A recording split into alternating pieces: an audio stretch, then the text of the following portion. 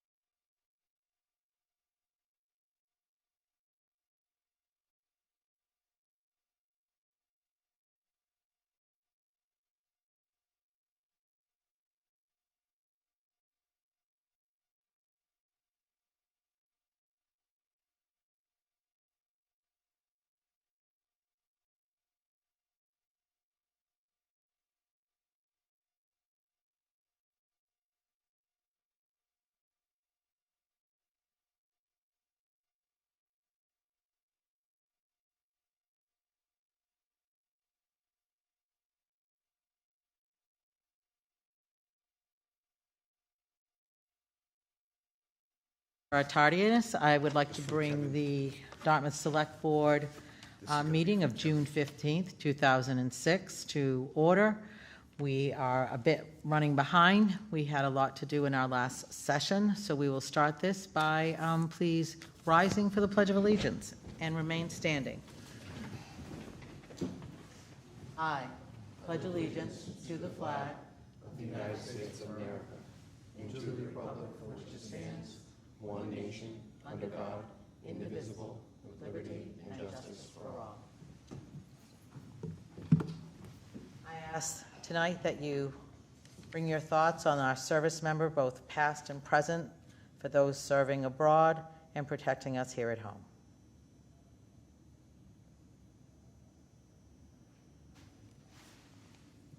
Thank you. I also want to remind everyone that the meeting is being recorded. Put this out there. It's being shown live right now and being recorded so that you can watch it anytime you'd like. We're going to start out tonight. I'm going to take things out of order, and I apologize that, but I'm going to go down to item D. I want to just recognize our Human Service Department. And last month, we had our library come forth, and Dina was able to show us the different things that are happening in the library, and they had been recognized as our Department of the Month. This month, I've asked that we recognize the Human Resources Department, and what it says here on the award is for their outstanding work in successfully transitioning the entire town to a new health insurance plan through careful planning, clear communication, and dedicated support. The team ensured a smooth process for employees while securing cost-saving benefits. Tonight on hand to accept this is Sue Cunningham. And when she reaches for this, there is going to be an adhesive on her that will not allow her to actually leave us. Sue, can you come up to the podium, please? First of all, we did mention at our last meeting that you had accepted a position in another municipality, and we are going to miss you. And when we were talking about calling you here, I did want to make sure that you were here for the recognition, because and when it says the team, when it says the department, there are two of you. Yes. And there are 1,200 employees and retirees between the town side and the school side, and a lot of them had questions about this new health program, and either you or Melissa in your office answered those questions by phone, in person. You held a meeting at the middle school auditorium for folks to come to and ask questions, and there were lots of concerns, and you did it. And on behalf of everyone, you made it understandable, and I thank you and Melissa for that. And so when you accept this, you'll feel the adhesive, which means that you will not be able to leave. All right. Well, Do you have anything to say to us? No, I just said and I know it was short-lived. I truly, truly enjoyed working for the town. It was just so welcoming. You have amazing employees, day and day. I'd meet them all, and they inspire me every day. It made me realize what I do is because of that. So I will miss you all, I really will. And who knows, our roads might cross, maybe leave the door a little open, so you never know. Yeah. Right, well, you have set the bar very high. Okay, thank you. So, and that's good. You showed us what a true HR department head could do, and our town is better for it. Okay. So I thank you. Thank you very much.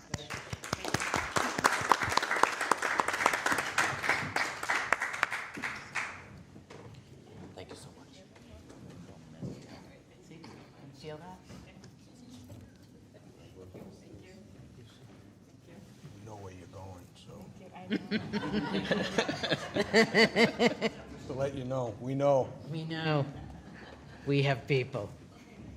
To give some perspective to, Sue and I were talking recently, in a typical open enrollment, when we don't have any changes, they may process, a handful of health insurance changes. So whether employees add the health insurance or they make a plan change, we had over 100 changes. 75 of them were true changes, so employees changing from one insurance to another. And then we had collectively, I think, somewhere around 20, maybe a little bit less, new additions to the town's health insurance. So a lot of work, and then a whole new system for retirees with several hundred retirees, 500 or 600 retirees that we're servicing. And that's a whole new, called Retiree First. They kind of administer the benefits that we had to get all of them signed up with. And it was all Sue and Melissa Jerome in that department. So kudos to them, a lot of work. And I have actually heard nothing but pretty good things about the transition. So they clearly did an excellent job. Thank you again. You will be missed. All right, back to new business. I'm going to start with A. Mormax Corporation doing business as BJ's Wholesale Club, number 23, change of manager, Michael Hayes. Welcome. Thank you. Just address yourself. Thank you. I am Gene Richard, attorney for the applicant Mormax, and with me standing here is Michael Hayes, who is the proposed licensed on-premise manager. Mr. Hayes has been recently employed by BJ's this year, earlier this year. Prior to that, worked for Stop and Shop for 25 years, primarily in various managerial positions, including as a store manager for the last 5 years. Mr. Hayes obviously then is very experienced in managing food and beverage operations for consumers in the context of large retail operators like BJ's, like Stop and Shop. He is, in addition, familiar with the rules and regulations pertaining to the sales of alcoholic beverages in Massachusetts, knowledgeable with all phases of BJ's operations and management, including liquor sales. He is personally tips trained. I'm not aware of any issues pertaining to alcohol sales at the Dartmouth BJ's Club, either before or since Mr. Hayes has joined the staff there. And Mr. Hayes is a U.S. citizen over the age of 21, no criminal convictions or prior disciplinary actions concerning alcohol sales. So he certainly meets the statutory requirements. So pending any questions that the board might have, we request your approval of Mr. Hayes as the on-premises manager for the BJ's licensed premises in Dartmouth. Thank you. Any questions from the board?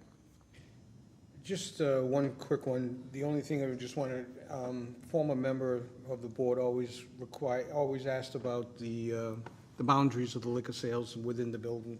So you're aware of where you can show the product and where you cannot show the product. So as long as you're aware of that, there's no issues. Because I know there's a certain area, and you're going to have an end cap somewhere down near, the point of sale at the registers. You know what I mean? Right, So, exactly. Yep. So yep. it's located in just the 2 main aisles. Okay, great. Yep. Don't merchandise it anywhere else. Okay, great. Mr. Mickelson would be proud of you.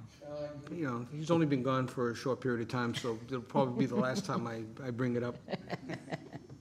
Anyone else? Make a motion to approve. Second. Motion made by Mr. McDonald, seconded by Mr. O'Neill. All in favor? Aye. Aye. Thank you so much. Thank you. Appreciate it. Thank you. Yeah, appreciate it. Again, tonight, I mentioned it at the executive session, I'll mention it again. Mr. Tattlebaum is not with us tonight. The 4 remaining members will be here, so we will conduct our votes orally. Next, we have a conservation restriction for select board approval at Little River CR number 2, and we have someone here to talk to us about it. Good evening, ladies and gentlemen. I'm Nick Wildman. I'm the Executive Director of the Dartmouth Natural Resources Trust, the proposed grantee for this CR. This project came about almost exactly 1 year ago. The owners of the property, 23 acres approximately on Little River Road, reached out to DNRT and to the Buzzards Bay Coalition with an offer to purchase the property in the hopes of protecting it from development. This property was highly subdividable, and so after several rounds of internal and collaborative conversation, we decided that this land could be protected with the Buzzards Bay Coalition taking the lead and DNRT support. DNRT was able to raise cash support from over 20 neighbors to protect this property. This was one that had a lot of importance due to its many attributes, as you can see in the first page of the CR. As the Select Board knows, the Coalition purchased the property, subdivided it into 2 lots, and the Select Board has already approved a conservation restriction on the eastern portion. That's about 2/3 of the lot. This conservation restriction before you tonight has been approved by the Conservation Commission, Dartmouth Concom, for having extensive public benefits, as you know, and it fills in a gap really nicely with other protected land around it. Of course, Little River Road is a designated scenic road. Anyone who's driven down this recognizes the long stone wall, open field, and isolated wetlands there. This is also mapped endangered species habitat, and very importantly is well within the FEMA flood zone. This is not a place where we as a community, I believe, want people to be building more houses. Very likely to see salt marsh migration into this area with sea level rise. Most importantly, this proposed CR fits with the goals of Dartmouth's open space and recreation plan. As with all of DNRT's conservation restrictions, we will handle all enforcement and the annual inspections as required as a certified land trust. This is pretty straightforward, and there's no real surprises or anything different about this from other conservation restrictions that I've brought before you, but more than happy to take any questions. Questions? Nick, were you surprised at the interest from abutters? Well, you know, there always can be more interest. It's nice when that support comes in. I think I reached out to at least 60 different landowners, and as I said, we had support from about 22. Actually stepped up and said, yes, this is a great idea. You know, this means a lot to people who travel along Little River Road. I think that my understanding is that maybe about 8-10 years ago, this property was cleared. It had been heavily vegetated. The landowner cleared it. Mike O'Reilly, who was then the conservation agent, who is now on the DNRT board, went out and surveyed the wetlands and other resource areas of this property, and I think that's when people really got an idea of how special this was. It directly abuts property that we manage in perpetuity, so I think people kind of get that around there. I mean, it's a beautiful road. I'm just curious if the interaction with the abutters was proactive, where you reached out to them, or did they just catch wind and glom on to the idea? You know, fortunately, we were able to negotiate with the former landowner, and his family have been longtime supporters of the coalition and DNRT, so we were able to get out in front of there being an actual for sale sign on the road, and that I think really helped us because this is something that people would have taken quite seriously to see up for sale. Thank you. Anyone else? The only thing I see is the page where it has the approval of the select board. It's been fixed, okay. Finally, yes, thank you. Yeah, because the select board has Stanley's name on it, but then the notary public has a form, you know, 2 former members on it that are not part of the board. Okay, all right. So you can, you know, I do read. Okay, so. I'm glad somebody caught it. Nick, my question is, this is not one of the trails, an area where you'll be extending trails That's right. into So- this parcel or not? So DNRT will not own the property, but you'll notice in the conservation restriction, it does offer the opportunity, if the coalition chooses, to open for public access. And I think that's really, that's an important factor, for public money, public support should allow for public access, especially in this part of town. My understanding is, at this time, the coalition has no plans for that. And if that were to go forward, there are conditions within this CR to limit and control that, in addition to some things being at DNRT's discretion. And that's important, back to Mr. O'Neill's question, that is a reserved right that kind of developed as we were developing the CR.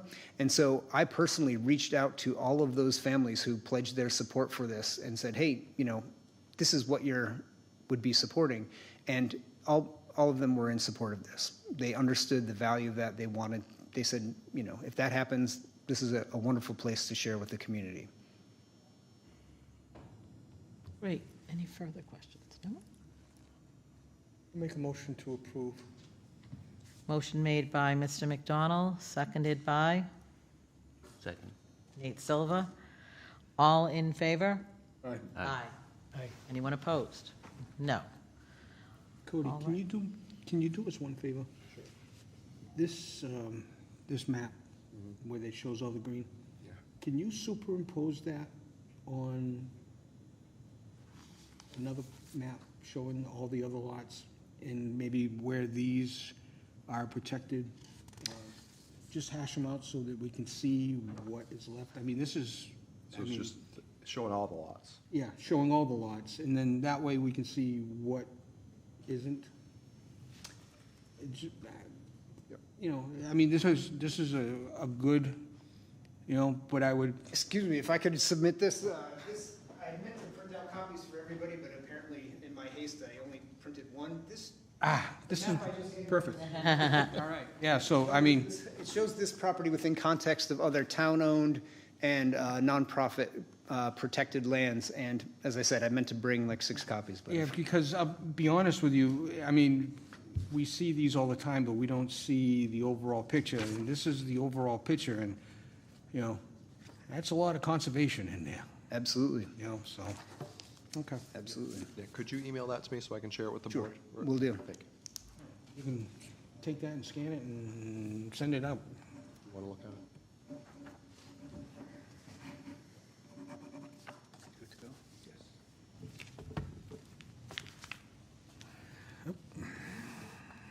Time for signatures.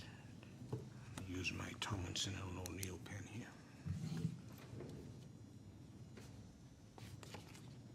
It's amazing, All right. actually. Thank you. Thank you, Madam Chair. All right, thank you. All right, our next item, Trailer permit? trailer permit, temporary trailer permit on 66 Main Avenue. The applicant No actually one's let here. us know late this afternoon they would like to withdraw that.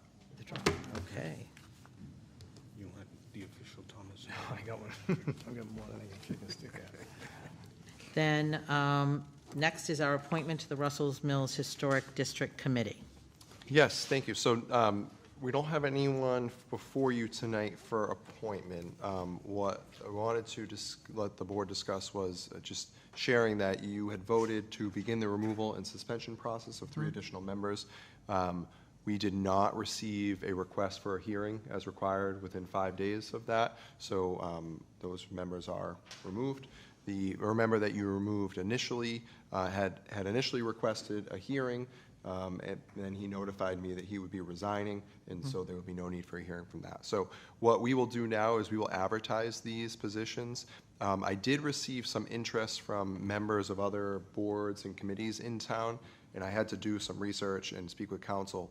There's a provision in the charter that actually says that it's section 3.1 subsection C, and it basically says that anyone who holds a position, an elected position in the town, cannot hold an appointed membership position unless it's representing the multiple member body. So for instance, select board member can serve on another board or committee if you're representing the select board.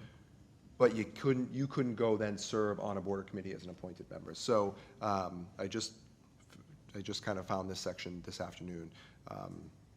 So unfortunately, we won't be able to move forward with anyone who's interested in that. But we will be posting this. We do not have a quorum of this group. However, if we get any applications, the board can always have a special meeting in order to appoint one or two people to get quorum. So I'm not concerned. We have 60 days to act on an application in there.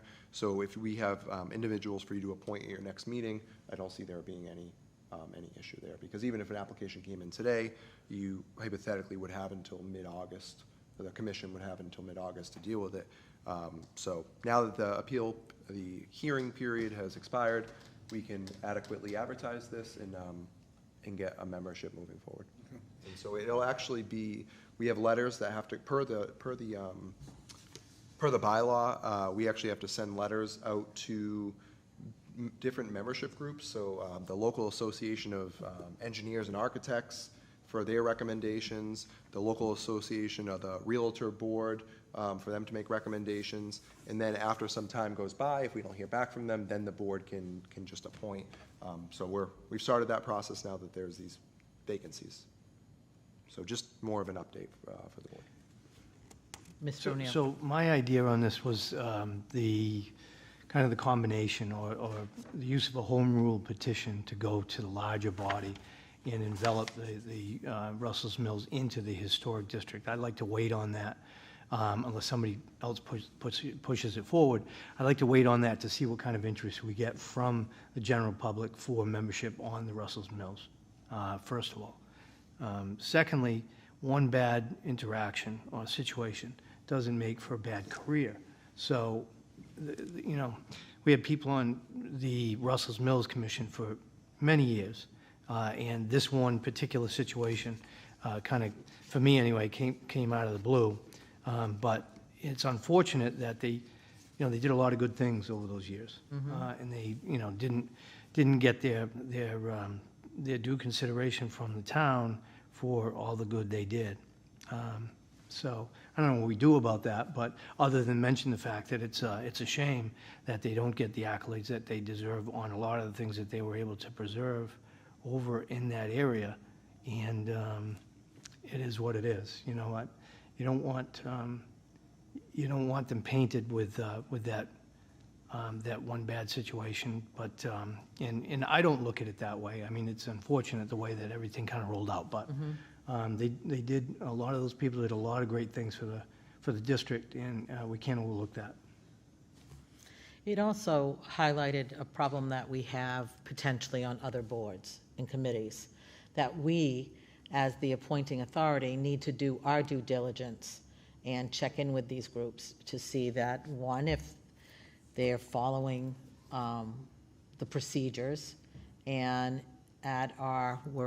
we are going to be appointing some members in other boards tonight, but going forward, once we have the July meeting, which should be the bulk of anyone else that we're appointing, I've spoken to Cody about doing the training again for boards and committees, having it taped again and sending it out, making sure that Sarah's getting, everyone to complete their ethics certification, and just making sure that, all boards and committees are operating as they should.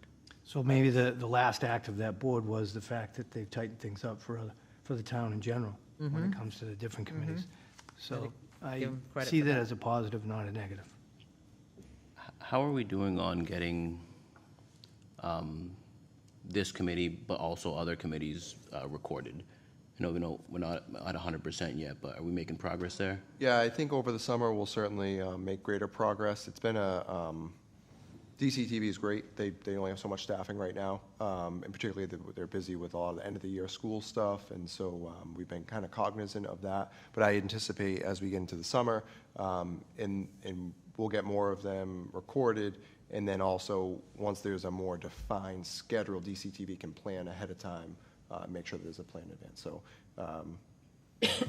So still much progress, but that is still the goal. working And I think, towards. I think over the summer, And we'll see a lot more There's progress. certain meeting rooms in this building that can record, and so as we're, part of the training will be, when they put on which room they're going to sit in, Sarah, they will only be allowed to pick certain rooms, because some rooms that have been chosen, they're unable to record in that space, so they'll have to be going into one of the rooms that we can record in. Got it. So we've learned a great deal through this process. Madam Chair, one last thing. Yes. In the last meeting, I had mentioned that there was a question of purchasing the property up in Russell's Mills. And I said if we would have purchased the property, then we would have had, right over it in perpetuity. What I meant by we was not the town. I had a couple of people ask me if that's what my intent was. It was not. I was considering the membership not the membership of the board, but the people in that general area. Now, if the situation came up, as we've just heard, with DNRT in their agreement with Buzzards Bay, and the proactive outreach from those boards to the neighbors in that particular situation, where they got buy-in and everybody basically walks away well, maybe that's a lesson also. Maybe there should have been more of a proactive outreach when the lot came up for sale, and there could have been a more general buy-in on how that property was disposed. So just a point of clarification. At our meeting, which I believe was only last week, we did talk about the fact that there are residents in that area, in the Russell's Mills area, as well as residents throughout the town that want more information. So we will be asking Buzzards Bay to hold a meeting, a public meeting, to discuss the project in total, which it will be advertised and it will be taped. So going forth, we just need to set that up. All right? All right. Yes. Doug, could you come to the, I shouldn't act like I know you. I'm supposed to wait until you get here and you tell me who you are. Doug Balder, I'm resident of Dartmouth, and I think I may be one of two members on the commission at the moment. So we're unable to meet. It's not even clear to me who's on the commission. Perhaps I could use your help in learning that. And also, there is an application that may be coming forward to the commission. What do we do? Do we wait till more appointments are made, then hold a meeting when there is a quorum, or more than when there's a full commission? If you could please just let us know let me know what to do about that. If you can't tonight, just at some point. Right. Yeah, we'll be in touch regarding this, but I believe the commission has 60 days to act on certificates that are applied for. So the select board meets again on July 13th. I would anticipate that we'll have at least some temporary appointments for the board to consider. So at that point, you'll have at least a quorum that is able to meet with the existing membership, and then any action that you need to take at that point, you certainly will be able to. So, I mean, if an application even came in today, roughly that gives you until August, 14th, 15th. So we don't anticipate there being any disruptions. If something came up urgent prior to the select board's possible appointments on the 13th, we would reach out about doing a special meeting so that the commission was able to act. Okay. Thank you. You're welcome. Okay, next in our, on our docket, we have the DPW Business Manager contract. That individual is not able to attend this meeting, but Cody's going to tell us about the interview process and. Absolutely. Thank you. Thank you. So if you've tuned into any of our finance committee meetings, going back to the fall or even some public works meetings, one of the areas where, in my opinion, we've been deficient is in our overall business operations in DPW. Most notably, you can see this with kind of some of the deficits that we experienced in the enterprise funds last year, with some of the spikes in rates that we saw this year. And I think the team over there does a nice job, but we need someone who really is able to focus on this. This is not unique. When we have public works departments of this size throughout the Commonwealth, typically you see a DPW business manager. So our team worked with it was myself, our Gary Carrero, Director of Budget and Finance, Sue, our HR Director, and the team over at DPW to craft a business manager job description to essentially, oversee the business operations of DPW, all the financial side, all of the rates, all of the overseeing the billing. We've had some challenges with the billing, getting the billing out on time. So overseeing all of that is crucial in stability. So we brought it forward as part of the budget this year. It is funded 25% from each of the 3 enterprise funds at DPW, and then 25% from the general fund. So 25% general fund, 25% water, 25% sewer, 25% solid waste. And we crafted the job description. We posted it, and we started the process prior to town meeting. However, we obviously held off until after town meeting before we submitted an offer letter. And so town meeting did approve the full budget. So with that, the team conducted interviews. We had several qualified individuals that the team interviewed, but Brandy Silva really stuck out as the candidate. The team really enjoyed meeting with her, and so we would like to extend her an offer of employment. Due to the nature of the position being management, confidential, it would be an individual employment contract. So that's what you have here before you this evening is in line with all of our other employment contracts, a 3-year employment contract with Brandy Silva for the DPW business manager position. If the board approves this evening, Brandy would be able to begin June 29th, and we're very excited and eager to have her on board.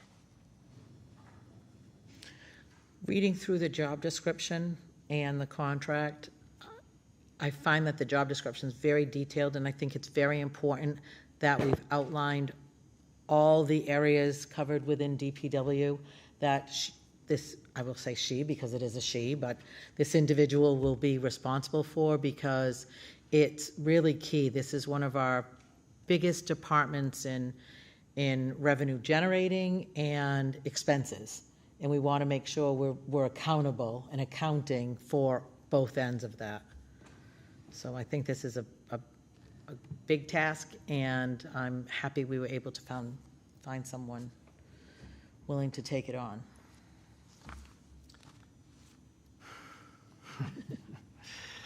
I struggle with this one, as some know.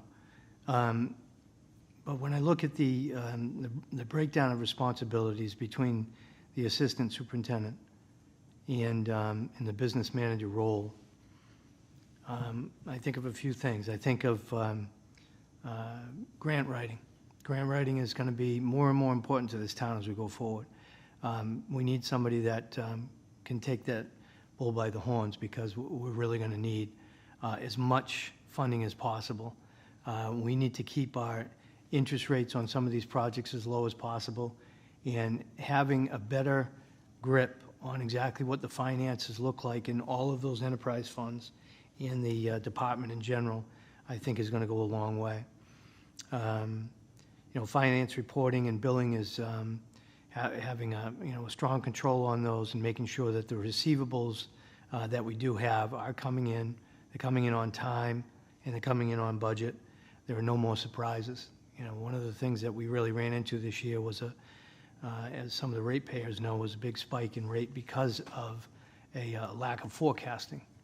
We're going to have somebody now who's got more time and more energy devoted to forecasting. And let's face it, we've got some major projects going up, and this department is going to be right in the middle of them. There are certain things that we cannot wait any longer on, and they're big numbers. And we need to have somebody with Brandy's experience throughout the different municipalities, different departments that she's worked in, different departments that she's worked with, to make sure that we have a good handle on exactly how those projects are going to be rolled out. One of the other things that I'm concerned with is the use of outside consultants. And any chance that we get to take a look at those relationships going forward, I'm going to put pressure on this particular seat in order to get that done and make sure that the town is getting the biggest bang for the buck. The enterprise funds are going to, they're going to absorb some of this, but it's all about another expense. It's a big town, it's a big department. And I need to see results out of this position, which I wouldn't vote for it unless I thought we would, and I think we will. Nate, nothing? Chris, you make a great point, especially when you're talking about grant writing, and that wasn't something necessarily specific, but you're right. This is going to be a department going ahead that we need to do a lot of looking for grants and how can we fund some of the work that is going to happen out there. And it also takes someone to write grants, but it takes someone to manage grants. And sometimes, and I know when we were dealing with the ARPA funding, it was the management of that funding that was tripping us up in this department. So I'm hopeful that this individual will be able to make that process much smoother at the DPW.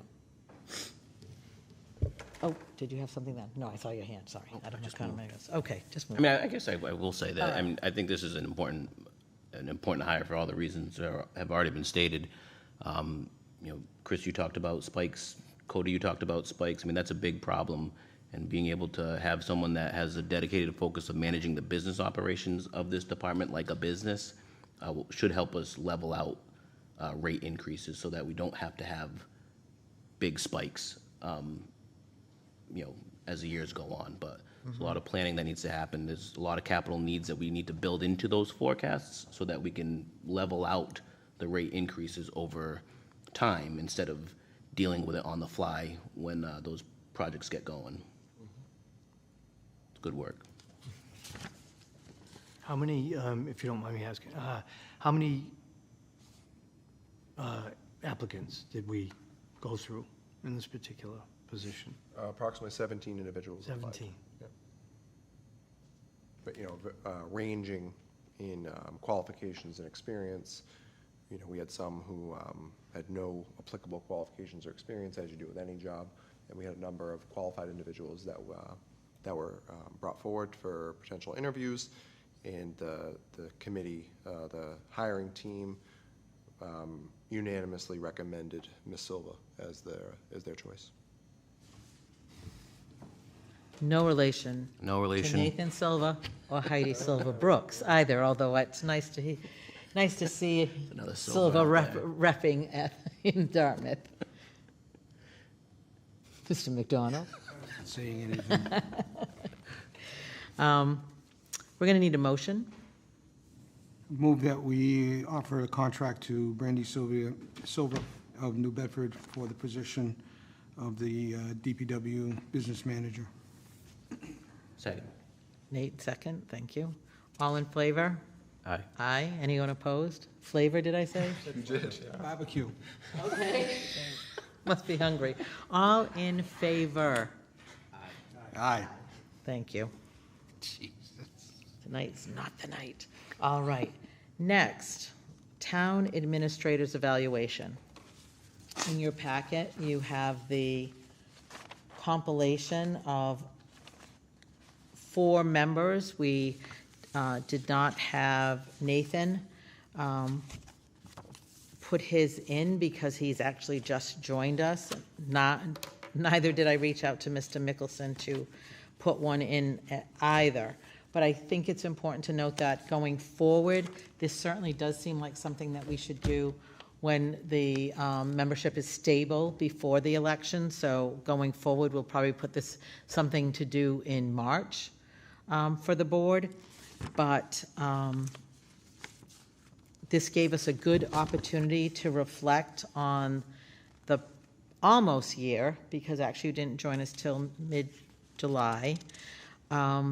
And not only did we review our paper copy, but we had a great conversation on things that Cody accomplished in these, for lack, 11 months. And I think it's noteworthy to talk not just about the areas, which for the viewing public, I will tell you, the areas of that we review are financial health, town administrator will ensure the financial health of the community while coordinating with all departments as well as applicable boards and committees. And we did go through this. One of the things that we said we wanted to happen last year was the creation of the Budget Advisory Group, which had 2 members of the Select Board, 2 members of the School Committee, and 2 members of FinCom. And that really didn't get started until maybe January of this year. And so just working in a few short months, it really was an impetus for us to go to the school committee and talk to them about the budget.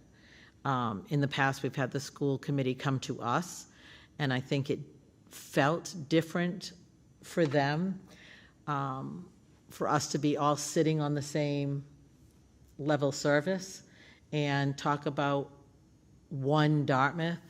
What does our one Dartmouth need? Not the school department versus all the other departments, but what do we collectively need? And I think through the bag, as we keep moving, we'll be able to discuss more of what do the other departments need, while keeping in mind what the school department needs as well. Did anyone else want to mention anything on fiscal health? Fiscal health, I'll share that I had mentioned that Cody demonstrated his commitment to the town's financial health by being considerate of our bond rating. You don't hear about the bond rating very often, but it's probably one of the most important things that we can deal with in a municipality or a town. By embedding his team in departments that need guidance and keeping them focused on the numbers. One thing that he does do is he's taking the initiative and keeping constant pressure where needed on these departments, and that's exactly what I know that I had asked him to do when we talked initially. So I think as far as financial health goes, my rating on that was pretty high. Thank you. Mr. McDonald, did you have anything to add? No, it's just the collaboration with BAG and with FinCom and all the other departments. It's been remarkable this year. And, it's leadership, it's a team effort, but somebody has to be the impetus to get the team involved. And I think,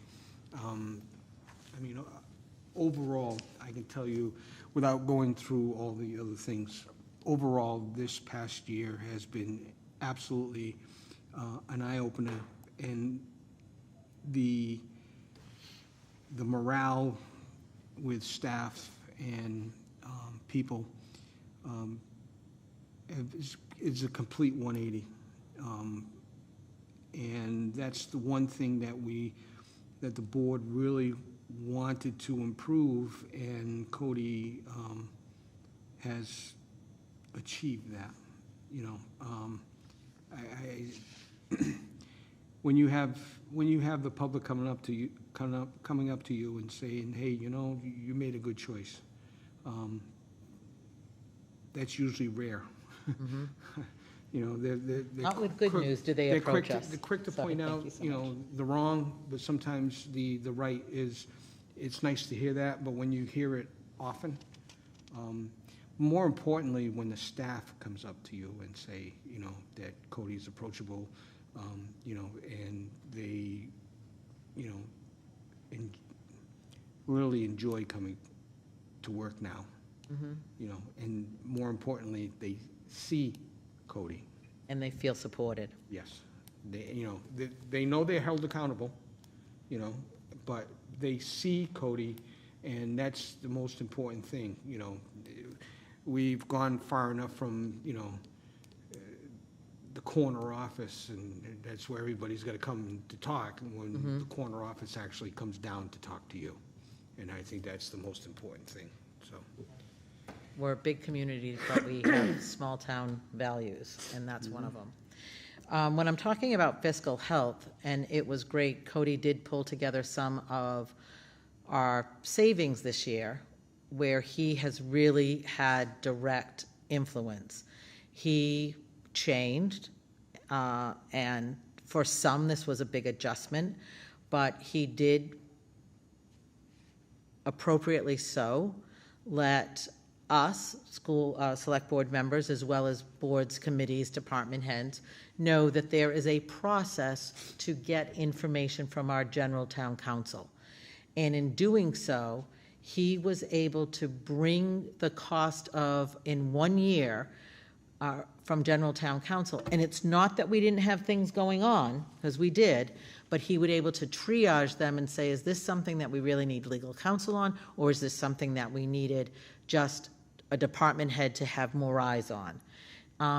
To a savings of $191,000. That's significant in 1 year. We've talked before about Bliss Corner and the millions of dollars that the DEP has spent cleaning up those sites throughout that Bliss Corner area. And through Cody's negotiation with what should Dartmouth pay. That being said, Dartmouth had some things that we were kind of renting for free, a space for soil collection and a place for soil testing. We were amendable with our use of any other resource we could in town, but we knew we would have to pay something, and through negotiations, Cody was able to get a settlement for Dartmouth of $50,000 when we thought we may be on the hook for $500,000. Or more. Or more. They've spent $28 million to date, and just on that was a team effort. I mean, I definitely don't want to take that away from the team. We have great legal counsel. Chris Michaud, our Director of Public Health, and Gary Carrero, our Director of Budget and Finance, are both instrumental. But that, that's a huge, we're waiting for final sign-off from EPA. But, we feel comfortable we can share this at this point, that the town's liability will likely only be $50,000. And that is key in a time of such financial constraints. That's key. Again, he will tell us it was a group effort, and we just celebrated the efforts of the HR department, but the health insurance change, which we have been fighting, and our town employees on the town side, on the school side, have all been wanting a better split. We knew we needed a better split to be enticing of getting new employees as well as keeping our employees. Dartmouth, we keep saying, we know it's a great place to work. We're trying as hard as we can to be on track with our salaries that we're offering, but it would come down to our benefits package. We'd get to the signing spot and people would say, I can work in this town or I can work in that town, and if I go to that town with this different health benefit split, I'm going to have more money in my pocket. Sorry, Dartmouth. And Cody and his team were able to change health groups, but not change physicians, not change anyone's, we have Blue Cross Blue Shield still. They were not worked a magic deal, because our fear has always been we may get a better split, but when you have a great comprehensive health coverage that we have in Blue Cross Blue Shield, our fear was that we were going to have to give that up to get a different coverage, and we did not. And that again was savings of $2 million. However, smartly so, they chose to put $1 million of it back into the program so that we can have the better split for our employees.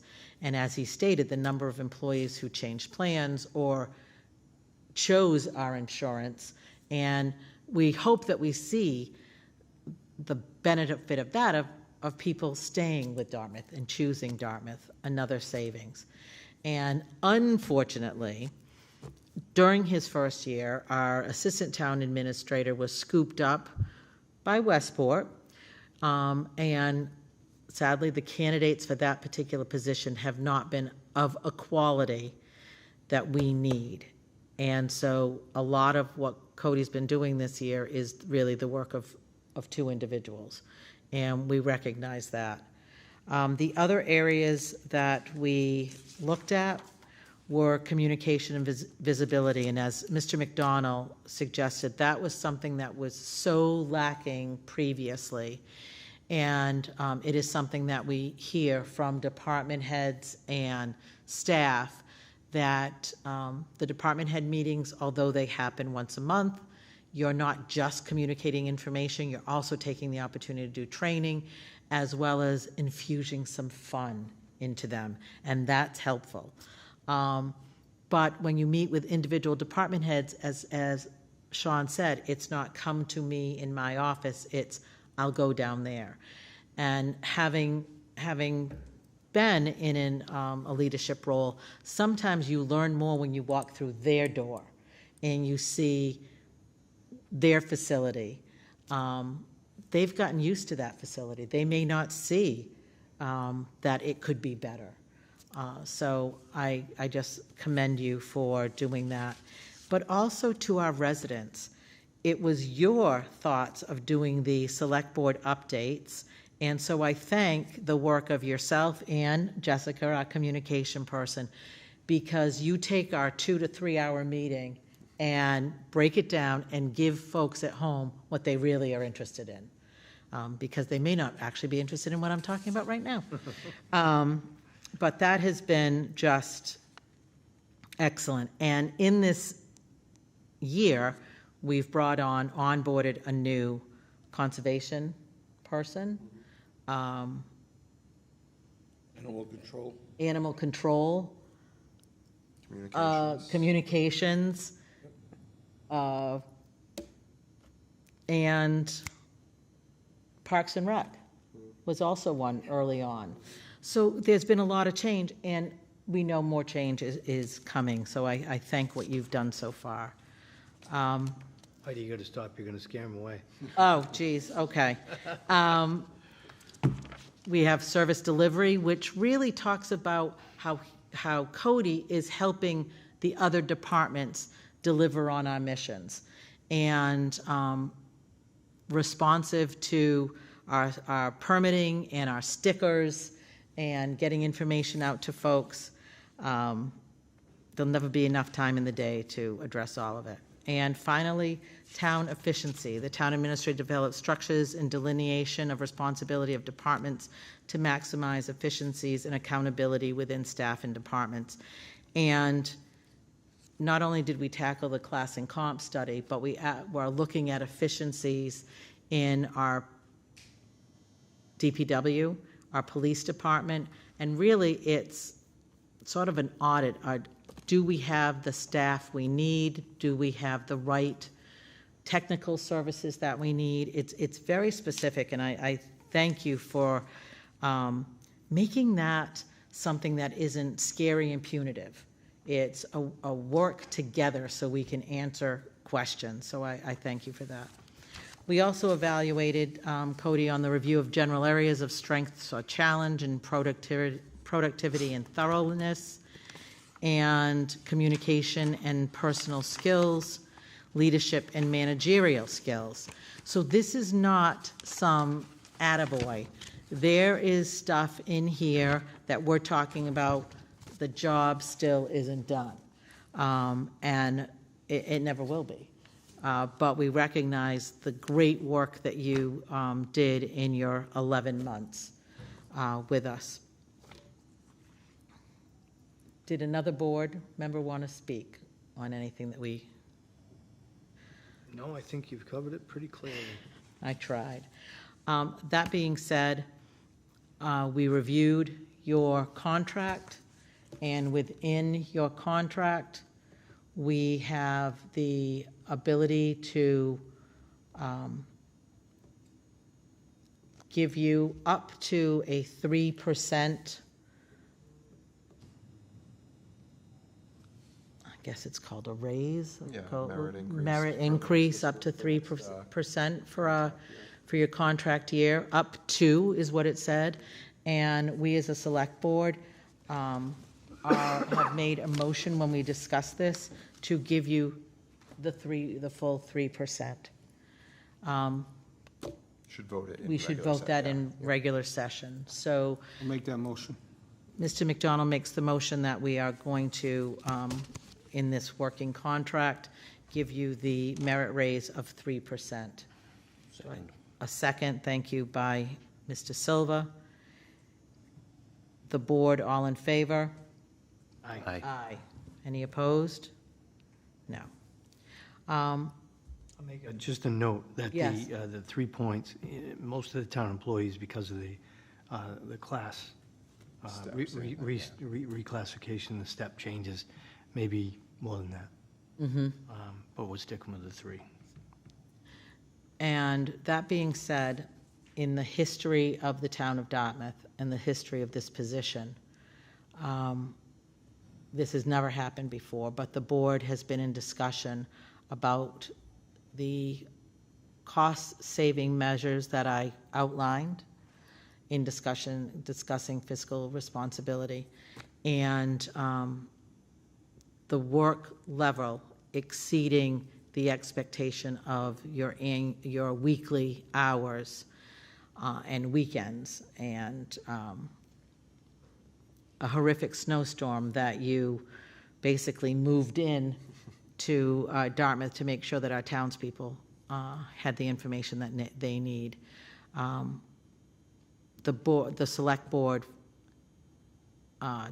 reviewed where we are financially, as I said, the cost-saving measures, and we are also proposing, as I had said, the first time ever, to give you a one-time bonus this year. And could I have a select board member make a motion on that? Make a motion that we approve a bonus of 5% of the current contract as a bonus, a one-time bonus for FY '26. So that's on FY '26, a one-time 5% bonus. Do I have a second? Second. Second, Mr. Silva. All right. All in favor? Aye. On the Oh, question? On the question? I'll Yes. just say that this is, it's discretionary. It's a one-time bonus. The savings that we saw, especially on the insurance, to implement that in the amount of time that he had was crazy. You know, to go through all the JPGs and try and figure out exactly where we can be most competitive with the employees going forward. That was one of the biggest things that I heard when I came in, was how do we make these positions attractive to get the better employees? And he was able to pull that off in a few different areas this year. I'm looking forward to 2027, because now the pressure's on to find out exactly where the additional savings could be. As far as I'm concerned, he's basically paid himself this 5 points, and I'm in full agreement with adding it as an incentive to this position going forward, because it's well deserved. Yeah. Thank you. And I think it's important to note that this isn't a bonus as a thank you, right? This is a bonus for results, important results. Because I agree, Chris, the health insurance split was a problem, and the legal costs were a problem, and those are direct results due to Cody and his team's efforts, and I think that's important to recognize. And like I had mentioned, I think in the future I would like to see sort of a structure to this type of I wouldn't want to see it sort of looking backwards over the past year. Do we think, is it okay to do a bonus, right? I would like to see a structure moving forward if we're going to consider this more than just this year. I would want to have that as a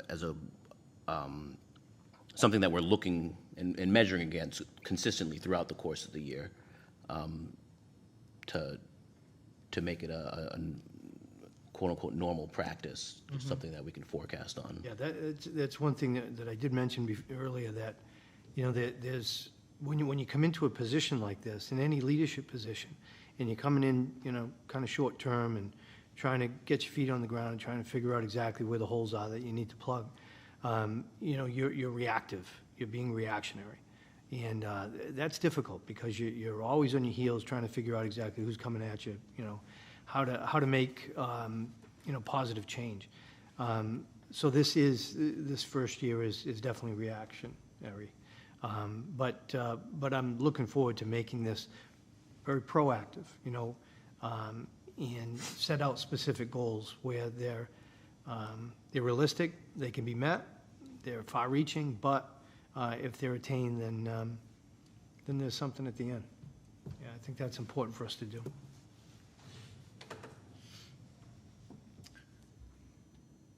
I don't believe we voted. You did not.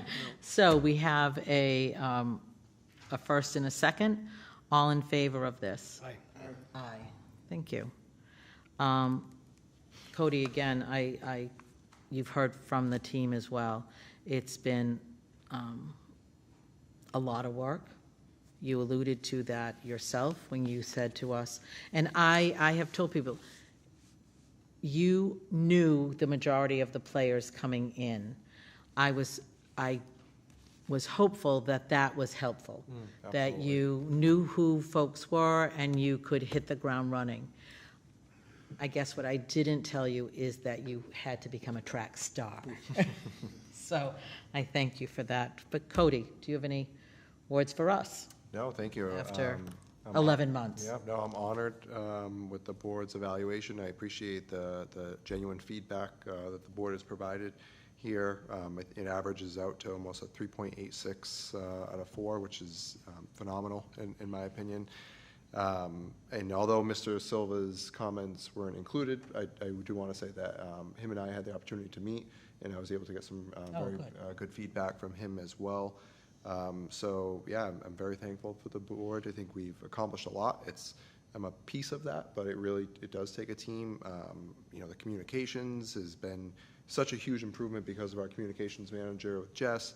HR, the reason that we've filled so many of these holes is directly because of Sue. It's a team effort, and I think I'm the one that's honored to be a part of this team. Very excited. I think I told you guys earlier, I love my job, and it's good that I do because I couldn't do it if I didn't love it. No. But I love being here in Dartmouth, and I'm hopeful that I'm here for a long time going forward. We do too, so thank you. And what we said in your evaluations were people were happy to come to work, and we feel morale has changed, and here you are again. Our next item, we have never done before, Town Hall Summer Hours. So we heard about this a few weeks ago when you said you were talking to departments and figuring out how this was going to work. So here we go. So I had mentioned at our last regular meeting that this is something that a lot of communities have been doing, and it's really twofold is how we view it. The first is, and I actually view this personally, the community that I live in is similar to Dartmouth in that it's Monday through Friday office hours. So if I need to go to my town hall, I actually would need to leave work and go, right? There is no early mornings or there is no evenings, which a lot of communities have adopted. So it's really difficult. We've done a nice job of getting a lot of our services online, which is great, but there's still some things that you need to come in person for. Also, there's a value. We are public servants. We provide service to the public. There's a value in people coming in and having that face-to-face interaction with our residents. So what we're proposing is basically to stay open in evening, later into the evening. Right now we're only open until 4:30. We sent out a survey to all of our staff. The other piece of that is that it's helpful in recruitment and retention. Of our 18 comparable communities that were identified throughout the compensation study, I believe it was 15, either 14 or 15 of them are doing either a half day on Friday or are not working at all on Fridays. They've condensed the schedule otherwise. So we sent the survey out to all of our staff. 75% of the staff here at Town Hall said that they would be supportive of a condensed schedule during the week to offer a late night evening with a half day or condensed hours on Friday. So I'm happy to share that, and we'll be getting all this information out tomorrow, that as of June 22nd, Town Hall will be operating on summer hours. Our hours will be Monday, 8 a.m., so we're going to open a half hour earlier in the morning, to 6:30 PM. So the idea of doing it on Monday is it's the night of select board meetings.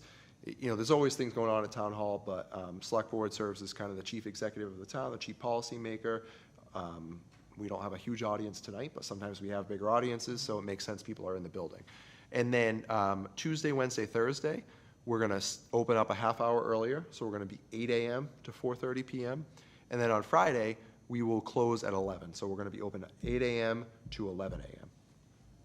And so we're going to do this for June 22nd through the Friday before Labor Day, and we'll see what the results are. We're really interested to see our residents taking advantage of this opportunity. I had a nice conversation with our Veterans Service Officer today, and he was excited to tell me that our first Monday, he already has 3 or 4 appointments booked in the evening. Nice. Someone was just on the phone with him saying she needed to come in.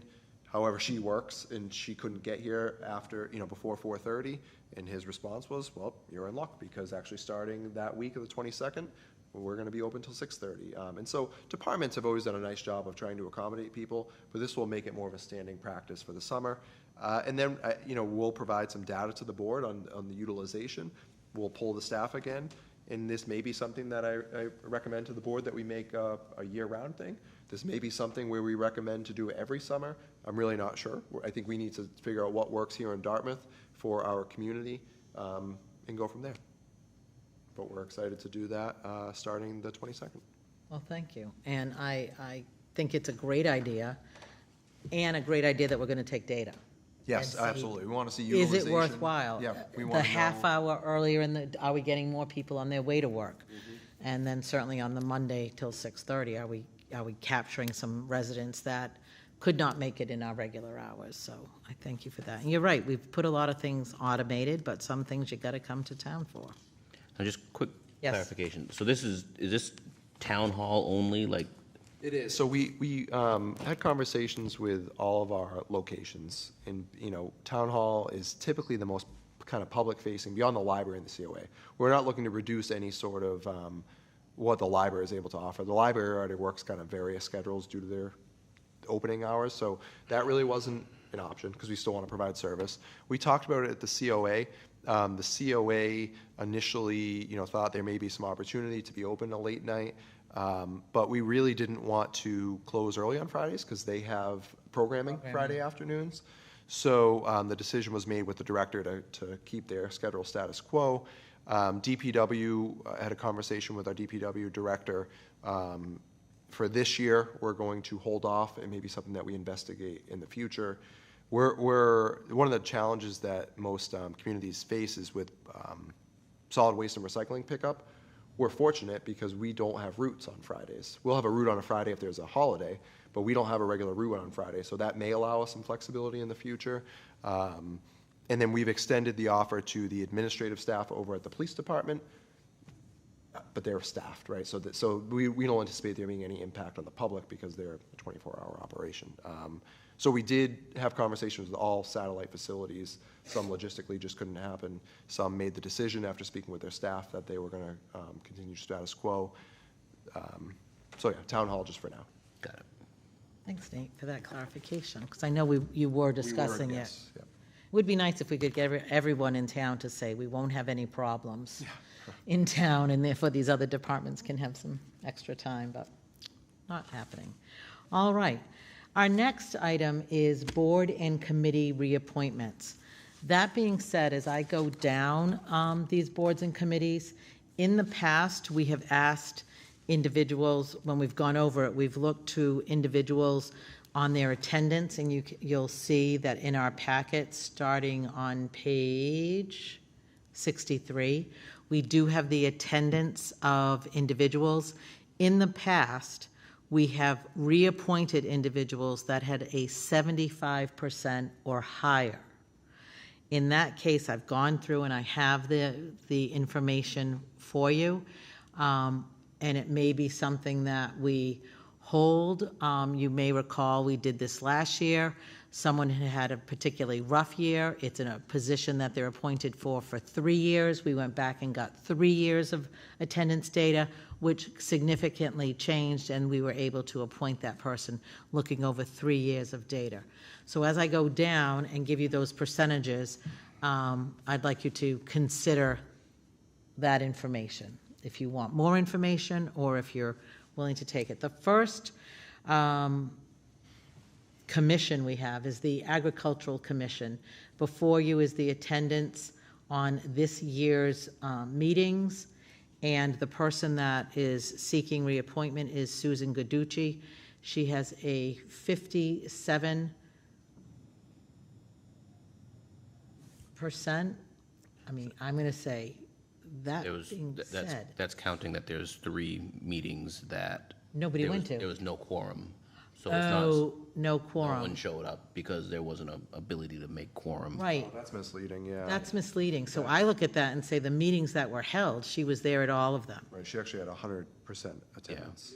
Yeah. Well, plus the fact that 2 of the meetings listed were during the heavy snow days, the 13th and Yeah. and March, so, you know, Right. I mean, All right, so we have Sue Guiducci at 100%. yeah, I'll make a motion to reappoint. And I'm assuming all the people whose name we're going to be seeing want to. They, in all in asked order to be for them to reappointed. get here, they get a letter to them, they sign that they want to be put on, and then we get the attendance.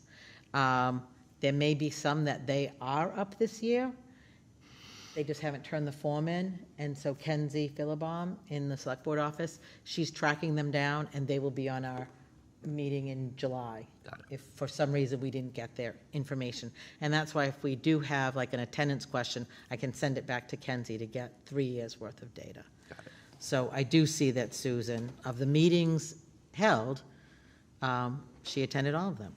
So Sean, you had made a motion to approve, to appoint her, reappoint her to the commission, seconded by Mr. O'Neill. All in favor? Aye. Animal control, a little bit different.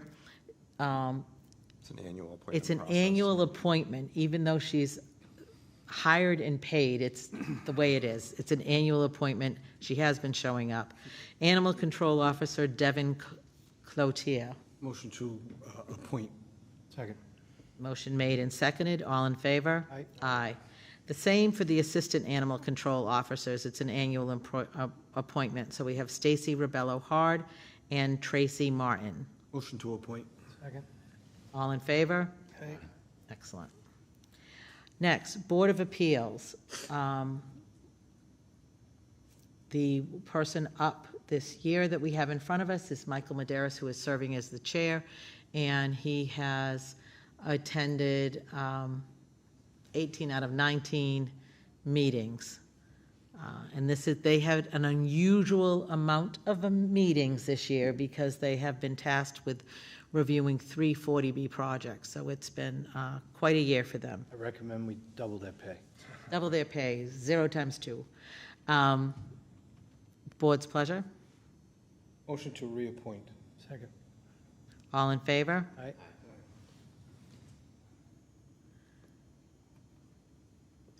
Board of Public Works.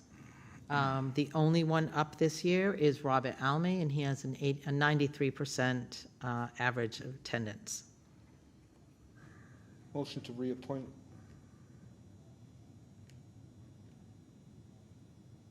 Second. Motion made by Mr. McDonald, seconded by Mr. O'Neill. All in favor? Aye. At our July meeting, it is our hope that we'll have that board as voted on by town meeting and approved by the voters of Dartmouth. We are increasing to 5 members, so at that meeting in July, we will be discussing appointing the 2 additional members. Next, we have the Board of Registered Voters. This is another one that's a little bit different. We have 1 member serving from the Republican Party, 1 from the Democratic Party, and 1 unenrolled or independent member. I do not have attendance on this, but they don't meet that often. They don't, you know, Yeah. they don't do that. So this is our, Randall is the only one up for us right now? Yeah, I believe he's the Republican. Yes. Yeah, make a motion to reappoint. Second. Motion made and seconded. All in favor? Aye. Aye. Conservation Commission, we have 2 members, Elizabeth DiPaolo, She has attended 76% of the meetings. Hold on, and I made it large so I could see it, but now I made it too big for the page. And Richard Mallon has attended 68% of the meetings.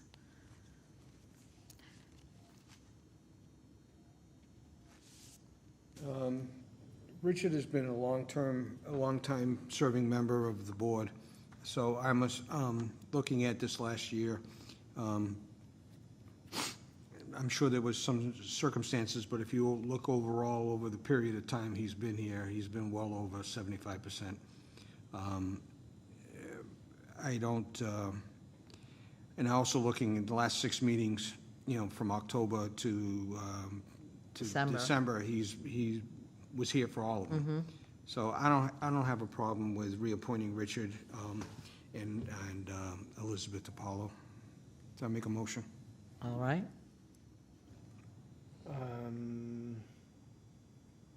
It looks like, what happened with Donald? He's not up, right? So that No, was he's, new, yeah, he was no. new as of Yeah, June? he's new as of July. Okay, July. Yeah, all right, second. Okay, all in favor? Aye. Aye. Excellent.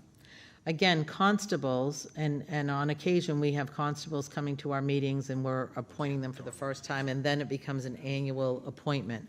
So we have Gordon Burgess, Ian Daly, and Richard Manise up for reappointment. Motion to approve, to reappoint. Reappoint. Motion made and seconded. All in favor? Aye. Aye. Thank you.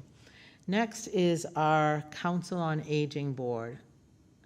And as we look down here, we have Brandon Wallaca, which has attended 83% of the meetings. 83. Did you say 3? No, 83. Okay, all right. Sorry. Gerasi Capataz, 50%, and Sylvia Nobry Hilton, 83%. Am I Yeah, I think, jumped? I think Gerasi was a new appointment, if I'm not mistaken, in August. So it'd be 3 out of 5 meetings versus 3 out of 6. That changes it a little bit. We've also asked whoever is in charge of that group if they had concerns with someone on the board or to let us know, and it wasn't, so. I haven't heard anything, so. If they're good, we're good. Okay, so motion, Motion to approve all 3, to reappoint all 3. Second. all in favor? Aye. Aye. Historic Commission, we have Beverly Sylvia with 75% and Sue Gaducci with 83%. It's easy. Motion to reappoint. Second. All in favor? Aye. Thank you.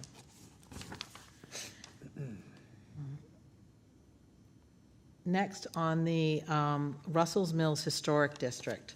This is one where Michael Walker has attended 60%, and we haven't heard much from him through all of this debacle. I'm going to recommend that we hold off and do his reappointment when we're at the July meeting, when we're looking at the appointing all to the board. Agreed. Okay. So we're gonna So put hold- that on as part of the Yes. The For 13th. The 13th, please. Special police officers, again, these, looking at the list, are retired officers that have an annual appointment as a special police officer. Alan Shaw, better known as Chip Shaw, Joseph Vieira, Mark Zelinski, and Richard Maderis. I don't know about Joe. Okay, whatever. Thought there'd be Motion to something. reappoint as special police officers, those mentioned. Second. Motion made and seconded. All in favor? Aye. Aye. Excellent. Next, we have the Veterans Advisory Board. And here we're looking at James Tooley, who has a 90% track record, and Joseph Toomey, which is 50%. And as Sean has said about another member with a lower attendance.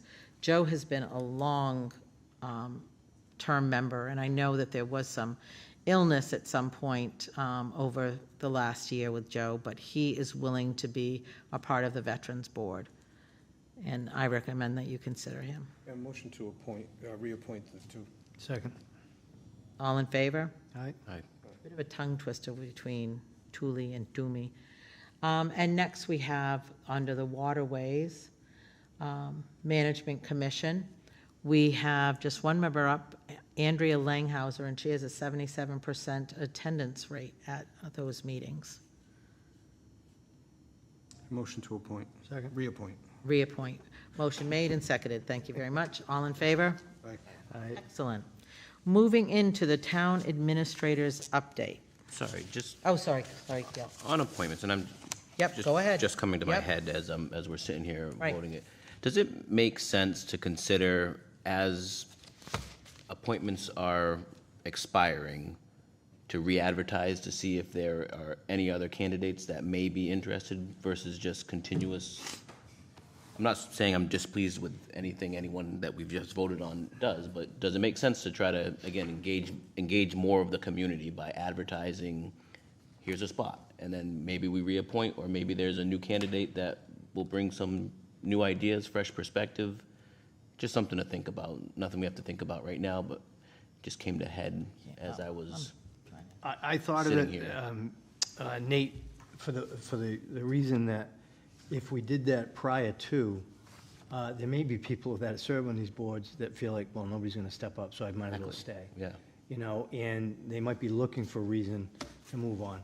So I'm 100% behind that. You know, we advertise these, you know, ahead of time, whether we've got a full slate or not.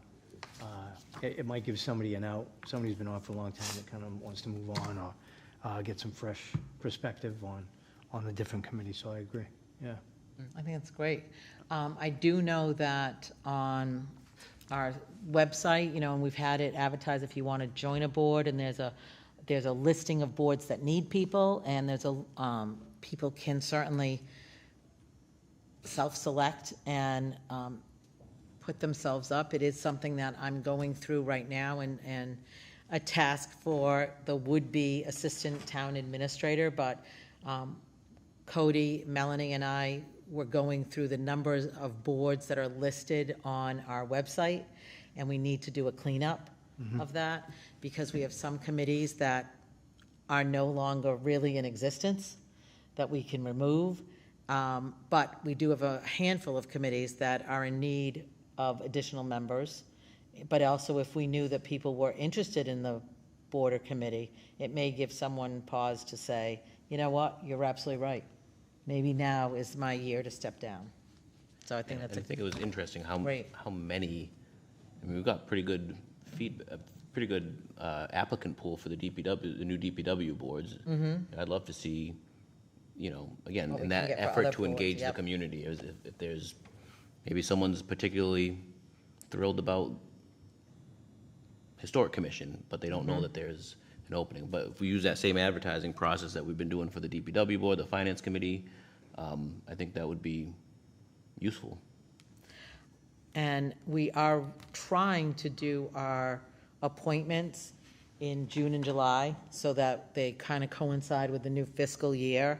And that way we'll know that anyone put on new on a board or reappointed to a board will participate in the board and committee training, will get all that information. So it makes sense that if we know that's going to be happening in June, July, that we start in April, just making sure that our portal is open for any board that we have in existence. And so I do know in going through this information, I see people that are putting their name in, they just want to be on a board, you know? And so that kind of teases out what has openings and what doesn't, and doesn't make sense. But we really want the boards and committees to also be a part of that discussion. You have 5 members, you have 5 seats, but we have 3 other people interested. So it would be good for them to know that too. The only thing I would ask the board to consider is what what process you would like to follow for appointment. So if we post all the openings and you get 10 people are interested in one seat on the Agricultural Commission, including the incumbent, I would just need to know what the board wants to, what process you want to follow. Because I don't know what the turnout would be, but I don't know how realistic it would be to bring in 10 people for each seat for then you to interview and make a decision on. So again, don't need an answer tonight, just something I think we would need to iron out if that's the Maybe at route some we wanna point in go. time, we can have that individual board or commission interview those who would be interested. That's Let the them make process we've been decision. kind of following, Yeah. and then they recommend Yeah. a handful or something to the select board. I mean, they're the ones that are gonna be working with them, Yeah. so, you know, And it may be that they recommend the incumbent, or Yeah, it may be absolutely, that yep. right. they say this incumbent hasn't, they've got a Yeah. 40% Right. attendance rate, and it's really hurting us. I'll make a note that we revisit this in the spring, and Yep. then we can kind of discuss parameters of what that may look like. Early spring, How about March? that's good. Yeah. Very good. March 2027. All right, next we have the town administrator's update while he's typing away. Yes, so we have a number of items to provide an update on. The first is, we're very excited after quite literally almost 20 years of work, the Barks and Tails Dog Park officially opened. There was a student from Dartmouth Public Schools that won the contest, who came up with the name. The whole point of it is that's the Dartmouth Regional Parks and Trails, so this was going to be the Dartmouth Regional Barks and Tails Dog Park to kind of go along with the name of the Very park. cute. So, great ceremony put on by our Parks and Recreation team. CPC has funded this, and DDOG, Dartmouth Dog Advisory Work Group, like I said, has been at this for a number of years. It was a beautiful facility. Really excited that it's finally open. This has been one of those projects that's been lingering, and we finally were able to complete it. So if you have a dog and you want to bring it up to the dog park, we encourage use of it. Yeah, Miss Silver Brooks was at the event. There's It a was big great. dog park for big Yes. dogs, and there's a little dog park right next door for the little dogs, so they're not run over. Very cute. Highlight for me was the hydrant Yes. in the middle, just for the dogs. But very well thought out, and going forward, there's going to be information so they can make sure that all dogs entering are licensed and have shots, and so that everyone is protected, which they've given it a lot of thought. Nicely done. Yes. Within the same week, we also had the Council on Aging Beach Day. So that's an annual event that is held down in the Pontigansett. Kudos to Amy, our COA director, Angela, our assistant director, and the whole team over there. That was myself and our team went down, and overwhelming. I mean, there probably was over 100 members of the communities there engaged in lunch. So the Parks and Rec team opens up the bucket, and you get burgers and hot dogs and ice cream. And we had a beautiful day. I think it was like 80, 85 degrees and sunny. So just a phenomenal community event. Also excited to share that Melanie Perry out of my office and Dolores Joseph, our youth advocate, completed the MMA Suffolk Certificate in Local Government Program. It's quite an extensive program. I've gone through it myself. It's 25 Fridays all day. They partook in this over in Barnstable, and so they had their graduation at Suffolk University, where they came out with a graduate level certificate. Really great showing that our team had. A number of us went and supported the team at the graduation, but really good to have members of our team who are continuously looking to improve, and that's exactly what they're doing. So congratulations to them. We're excited and lucky to have them as part of our team. This is our first regular meeting since town meeting, so I think, just wanted to go over, I think town meeting was very successful. I've gotten a number of emails from residents and town meeting members sharing that they thought it was overall a positive process. They felt that the staff had questions to all of their answers, and they walked away feeling like, that the town is receptive and listening to their concerns. So that was good. There was some healthy debate, and everything except for one article passed, which that article, I think we got a lot of really good feedback from town meeting members. So we'll be working to kind of take that into consideration and probably bring something forward at the fall town meeting that should take all those concerns into account. Let's see. We had today a staff training on water quality at SMAST. So Chris Michaud and his team have been working on water quality. We had the update event at Round the Bend Farm last month where we've been collecting water data, water quality data. So the process is starting again this summer. So the health team, along with myself and our communications manager, Jess, are going to be out there over several weeks over the summer, getting an early start to collect water quality along the Slocum River.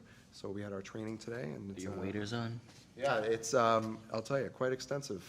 I saw the process, so- health department, I held the doors, they were coming in with all their Oh, yeah. sampling gear today. So I hope I get paired up with somebody good because scientist maybe isn't my my top attribute, but we're excited to get out and do that sampling starting next week. Also, something that Jess, our communications manager, and Chris, our director of public health, have been working on. We are putting on our first community CPR training event. So this is open. Stat Ambulance is going to be the one that is giving the training. It's going to be at the North Branch Library. But you know, there's just been some recent events where CPR, first aid really come in handy. It's not a certificate. It's really just people know what to do in an emergency. We didn't know what the turnout would be. You know, these things, you put them on, you don't really know what you're going to get. We actually had to shut down registration already because we had over 50 people sign up, and so we can only do 50 at a time. Yeah, it's and impossible so to manage more yeah, than we that. actually had to shut it down. Yeah, but we're really excited. So this is going to be great, Yeah, it though. is. So again, just like some of the other things we've done, overwhelming demand. So we'll look to offer more of this in the future, and appreciate Stat Ambulance who's doing this at no charge for us. They did this at one of our department head meetings recently at no charge to train all of our department heads. So yeah, really excited to be able to offer this to our community, and clearly there's a desire for it. And then last but not least, I want to give a shout out to Rachel DeZilo, our substance use coordinator, Dolores Joseph, our youth advocate, and Jess Dastu, our communications manager. We had the Feel Good Fair at UMass Dartmouth last weekend, and it was truly a great event. It was in partnership with Westport and the South Coast Health Collaborative. And I was able to stop by, and truly, I think that the team just did a phenomenal job. It was an opportunity to highlight mental health, with May being Mental Health Awareness, and some great events, and more, I think, of what we want to be offering as a community, family-friendly, free, a lot of activities for kids to do, free lunch. There was a little petting zoo that they had, chair yoga, like just a great event, like true community event. So I've heard a lot of good feedback, so kudos to them. Nicely done. Thank you. That is it. All right. Proposed town projects, we actually do have an attachment that was at your spot. Yes, so a few, not a ton of new projects from last time we revisited this, but a few updates. So the First Citizens Bank headquarters on Old Fall River Road, they have gotten their building permit, so they'll be starting the construction up there. The South Coast Behavioral Health, their construction still remains in progress. Let's see, 411 Fons Corner Road, this is the New England Farms gas station. They are just planning for some test pits with DPW as part of the process, and they will be up back at the planning board on June 22nd. I believe the Masonry Corporate Office on 576 Fons Corner Road had already withdrawn their application, so that's not a new update.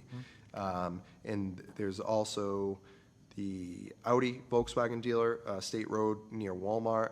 The special permit was granted by the planning board. They're just revising some their plans based on a few department feedback. But they, How's that one going?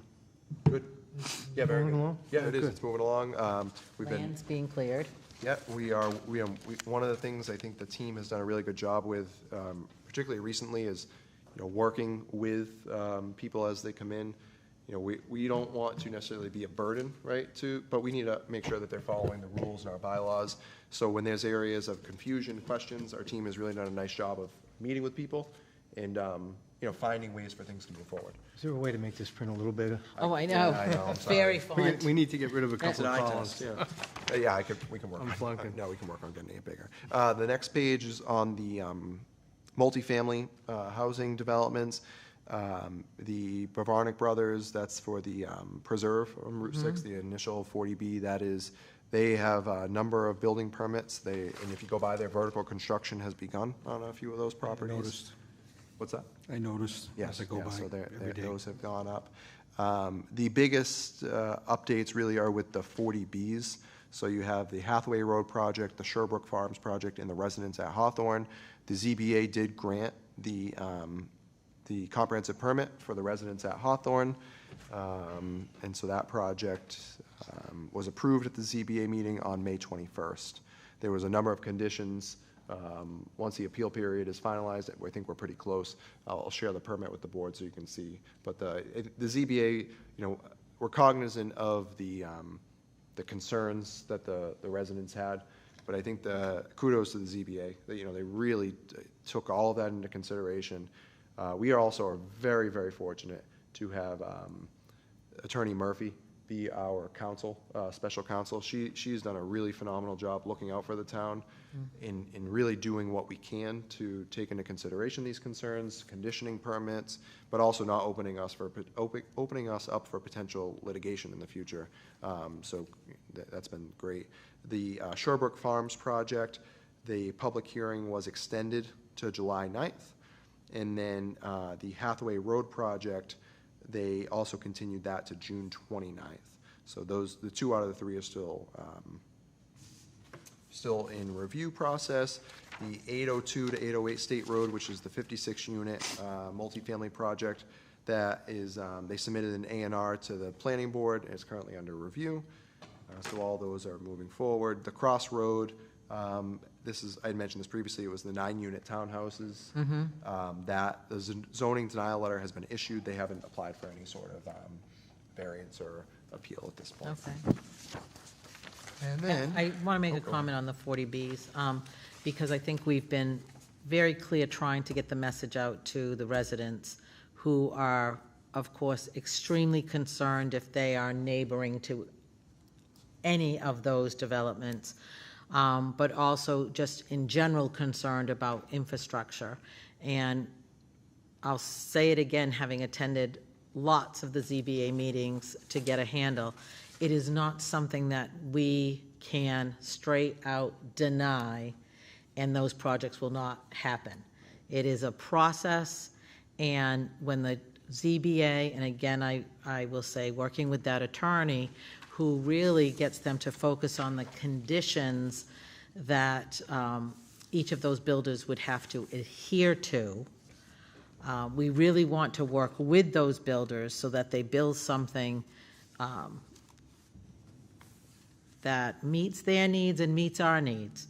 But it's not something, if we flat out deny, they have a direct path to go to the state. And the state's mood is that more housing is needed. And we're afraid that the state would not put conditions that we see fit. So it's a very tricky tightrope that they're walking. And then just on single-family developments, the Bakerville Vineyards is, there really hasn't been any updates then. They're requesting assignment for house numbers. But the one that has changed, Golan Farms, which is Fig Tree Lane, it's off of Fisher Road. They have a building permit, and they are beginning construction on the first of their 7 lots. That is it for proposed town projects. Thank you. All right, next we have old business. So 40B, I just kind of gave an Yep. update on that. Bliss Corner, we did touch upon it in the evaluation, but we, through a lot of work, the town has, we entered into settlement discussions with EPA. As of date, they have spent about $28 million out there clearing up the Bliss Corner neighborhood. The town, it consistently has maintained that we were not responsible for this. But we wanted to work with EPA because it was, it's our priority that it get cleaned up, that our residents are able to benefit from the cleanup of that area. And so we have reached a tentative settlement agreement with the EPA that would essentially buy the $28 million liability for $50,000 for the town. So that is going through public comment period right now under the EPA, and we are waiting to hear back final EPA and Department of Justice approval. But we're pretty confident. The EPA team in the regional Boston office has been a pleasure to work with. A lot of people will say, you know, EPA can be really challenging and doesn't want to work with us. That's quite the contrary of what we experienced. Our team worked diligently with them. As the chair mentioned, we have allowed them to utilize the former police station property.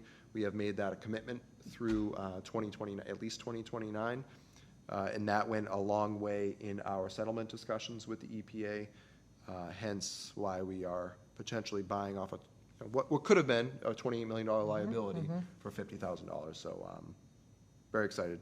I think it's a great progress for the town, and hopefully put this behind us. And it's a great project that the residents of that Bliss Corner area were able to benefit from, because they have done an amazing job to clean and restore each resident, and they've done an outstanding job. Lake Nokichoke, no new updates. Municipal broadband, just that they are going through their final permitting stage with DPW, and they plan to start within the next couple of months. And that's Ripple. Yes, Ripple Fiber. I should have said that, sorry. All right, back to us. The minutes of May 11th. I just want to go back and make sure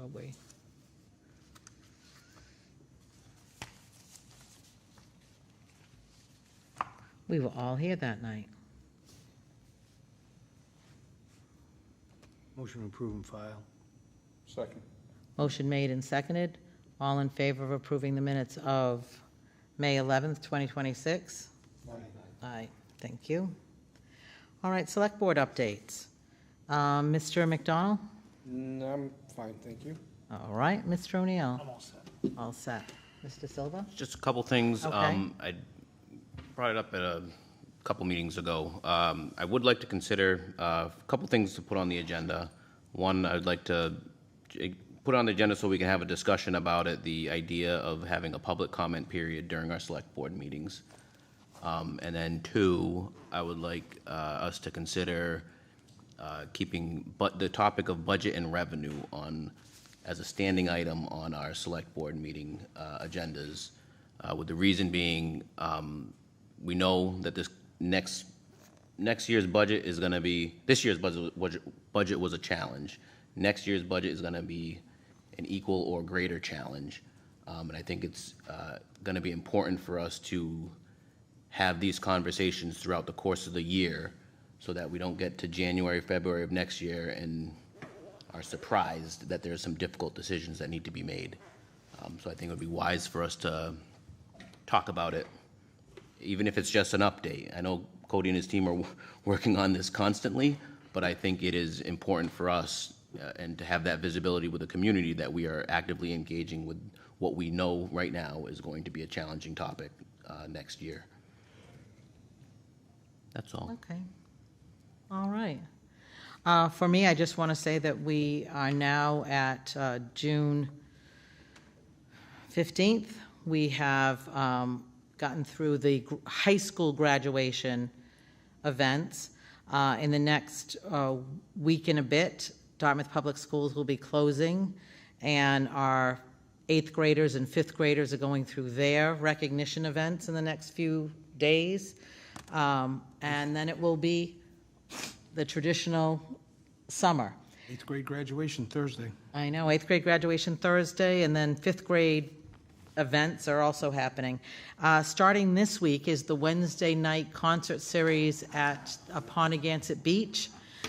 You can purchase a ticket to attend the entire season for $30. Makes it a little easier when you're going through the gate just to show your ticket. So you may want to do that. You can do that online, and the tickets can be held here, or you can pick them up, or you can have them mailed to you. But that's a great family event, and as we said, the bucket is open Wednesday during the concert series. They have a special menu, and it's a great night out. That's every Wednesday. On Tuesday nights, check out social media posts because the Dartmouth Community Band will be performing in the same location. That's a free event, and that should start right around the 4th of July. Friday's a holiday. This Friday is Juneteenth. All offices are closed in town. Birthday. It's your birthday? Oh, happy early birthday. Really? Holiday out of my birthday. It is. Woo-hoo. Our next Select Board meeting is July 13th, and it is the only meeting we're having in the month of July. So just be ready. Be a long agenda. Yeah, I know, we moved it up, yeah. All right, anything else for the good of the group? I think at this point in time, I'll make a motion to adjourn. Second. Motion made and seconded. All in favor? Aye. Aye. Aye. Good night.